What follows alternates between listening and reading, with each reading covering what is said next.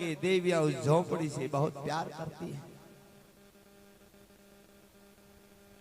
वो देवियां जहां पर पलती हैं, जहां पर बड़ी होती हैं, उस जमीन के कण कण में, उनकी दीवारों में, उस जन्म भूमि में, उसकी किलकारियां, उसकी उछल कूद, उसका हंसना, उसका बोलना, उसका खिलखिलाना वो समाहित होता है। उस अपने बचपन के संस्कारों को देवियां भूल नहीं सकती। महल को छोड़ करके पीहर में आने के लिए तत्काल तैयार हो जाती हैं। सती ने सोचा अब मैं आ ही गई हूं तो मेरे पिता ने इतना बड़ा स्वर्ण का मंडप बनाया है, चलो यज्ञशाला से यज्ञ के दर्शन करते हुए निकल जाऊं। यज्ञशाला की तरफ प्रवेश किया। यज्ञशाला में देखा बहुत सुंदर स्वर्ण का मंडप तैयार है। अनेक देवी देवताओं के सिंहासन लगे हुए हैं, सभी संत महात्माओं के आसन लगे हुए हैं, सभी को आसन दिए हुए हैं। लेकिन सती की दृष्टि पड़ी, बाकी तो सबके आसन हैं, भगवान भोलेनाथ का कोई आसन दिखाई नहीं।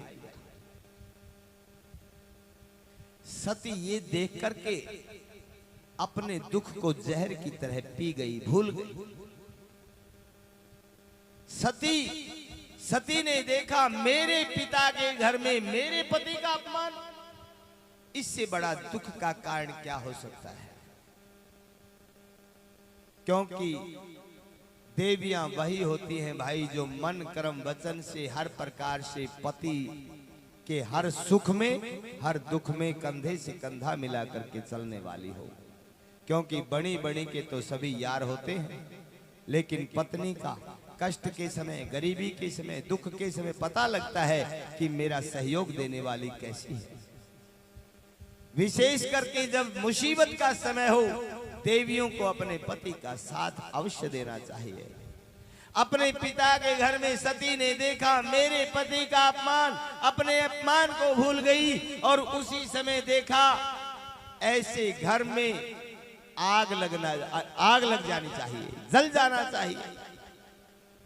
सामने से दक्ष को आते हुए देखा और जैसे ही दक्ष नजदीक लगे, सती सामने गई। पिताश्री ये तुमने अच्छा नहीं किया। दक्ष की दृष्टि पड़ी, ओ खामोश, किसने बुलाई थी? एक तो बिना बुलाए मुंह उठा करके चली आई और एक ज्ञान देने लगी, चली जा यहां। सती ने जब ये व्यवहार देखा अपने पिता का, तो सती ने कहा दक्ष, मैं आज तक इस बात का पता लगाने की बार बार कोशिश करती रही, लेकिन मैं पता न लगा सकी। आज मुझे पता लगा है कि मेरा ये तामसिक शरीर आपके वीर्य के द्वारा निर्मित हुआ है और आपके वीर्य में जितने अवगुण थे, जितने दोष थे, वो सारे मेरे शरीर में आ गए हैं। इसलिए मैं बार बार भगवान शिव से झूठ बोलने लगी हूं, भगवान शिव की बात पर विश्वास नहीं किया।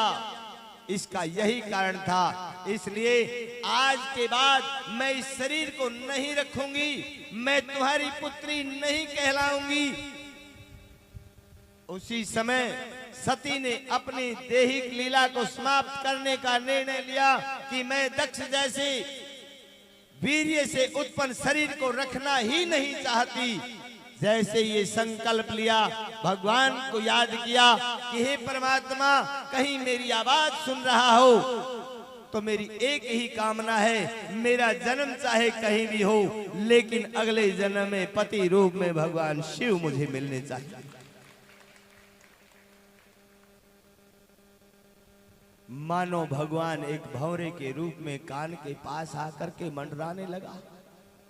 कान में आकर के भंवरे ने कहा, सती, पति रूप में तो शिव को मांगती हो, क्या पिता रूप में भी दक्ष को मांगती हो?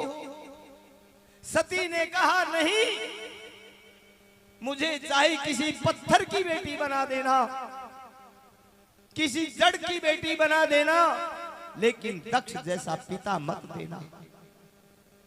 भगवान ने कहा, तो देवी, अगर यही बात है तो पत्थर की नहीं, मैं तुम्हें पूरे पहाड़ की बेटी ही बना दूंगा। चिंता मत करो और अगले जन्म में भगवान शिव ही मिलेंगे। भगवान ने वरदान दिया। वहीं पर सती ने योगाग्नि के द्वारा उसी यज्ञ कुंड में अग्नि को प्रज्वलित किया और अपनी दैहिक लीला को समाप्त किया। बोलिए शंकर भगवान की जय हो।